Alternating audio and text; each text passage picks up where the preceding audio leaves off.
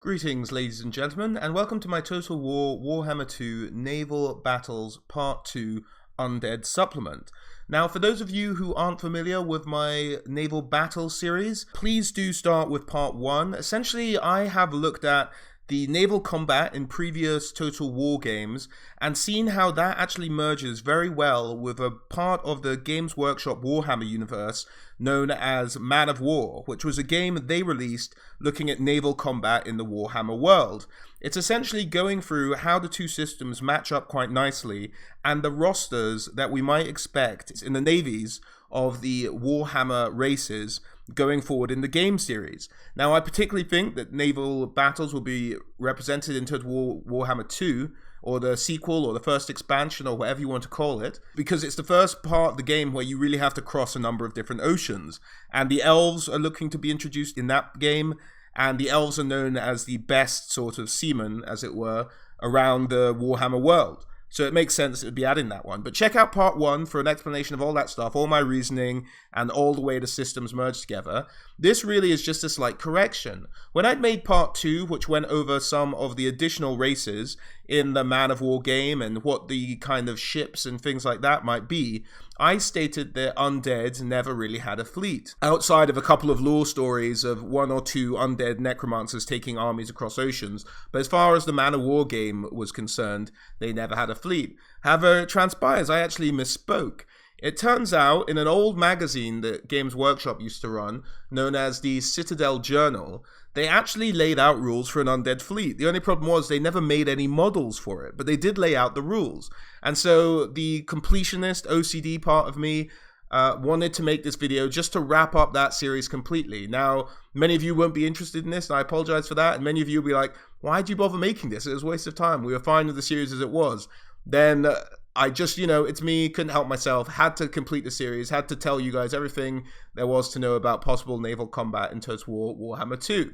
So let's go through the Undead fleet, shall we? Now, an important thing to know about the fleet as it stood for the Undead is that it's slightly more geared towards the Tomb Kings, but not necessarily. It's described as the Undead fleet, so it's presumably rules usable by both Tomb Kings and Vampire Counts, but a lot of the kind of lore seems to implicate more a Tomb King involvement, particularly with the fact that the Undead fleet tends to use Screaming Skull catapults.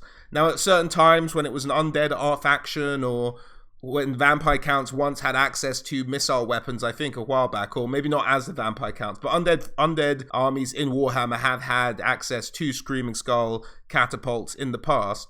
But at the moment, in the sort of 8th edition, the only undead faction that has access to them are the Tomb Kings. So you could argue that it's maybe a bit more geared towards them. Now, these models you see here are not officially released models. Models were never released, but some chap did a conversion, and it's a good way just to kind of highlight the different units we might be talking about. And it's really the only half-decent picture of any conversions I could find for the little-known Undead faction in Man of War. So let's start off. The Man of War class ship, kind of the big boy of the group, is the Floating Necropolis. Now, the Floating Necropolis is even described in its blurb as being very similar to a Black Ark, except it doesn't house any monsters.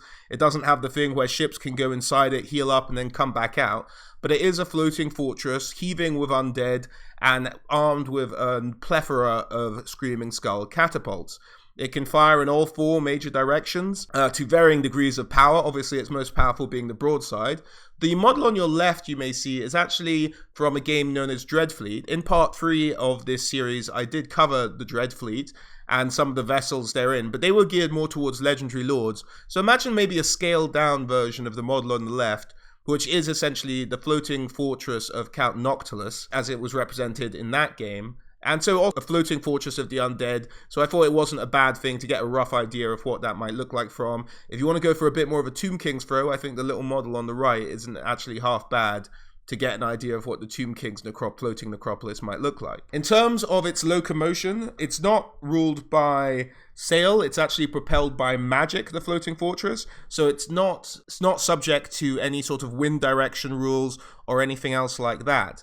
As I mentioned, I go through some of the overarching rules of the Man of War game in part 1, so I can't recommend enough that you check out part 1 before watching this video. Moving on, the next ship in the fleet is the Ghost Ship. Now again, I'm using one of the models from the Dread fleet, so imagine a scaled down version of this, but it is said to be bare bones, slightly ethereal, it moves through the ocean silently. Now the Ghost Ship, the idea is it's very hard to hit. It does have a good contingent of weaponry, at least compared to some of its counterparts in the Man of War game, but it is ethereal and thus would have, if it ever is represented in Total War Warhammer, a physical resistance to both attacks, boarding actions, and ramming actions. So very hard to, very tricky and sleek little ship there. Can probably take a bit of a pounding, but I would like to see the vulnerability of ethereals to magic introduced in the naval combat as well. Maybe make it a ship that's quite vulnerable to fireballs from wizards, because there is magic in the Man of War game. The Ghost Ship, by being a sort of ethereal, it, unlike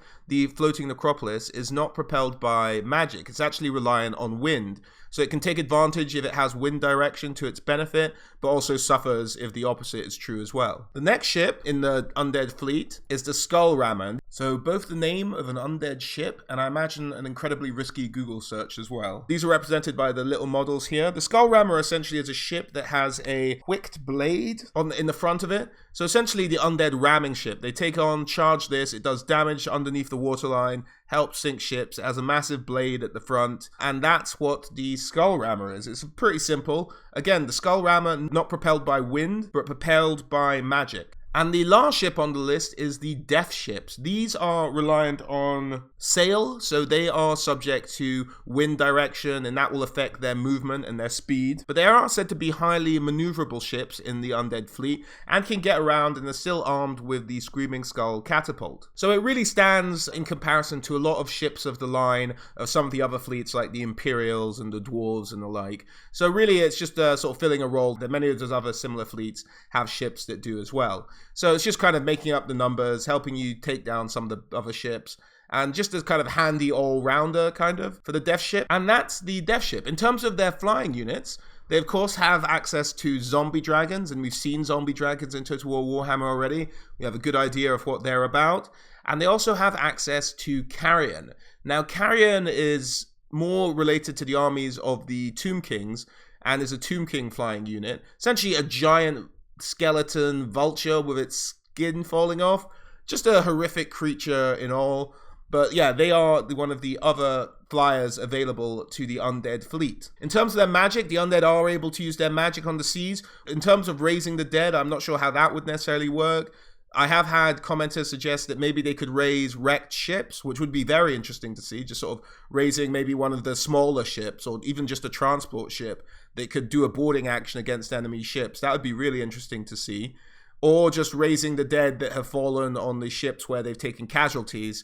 You could make an argument that zombies could appear from there just to represent the dead that your undead have already killed, and just to bring back the undead who have maybe fallen in battle so far. And that about wraps it up, guys. Just a short one, really. Just wanted to fill the gap in the roster for the undead, and just to fill you guys in that there was an undead fleet. And hope this was helpful, and hope it gives you a bit more of a complete idea about possibly what naval combat might look like in Total War Warhammer 2.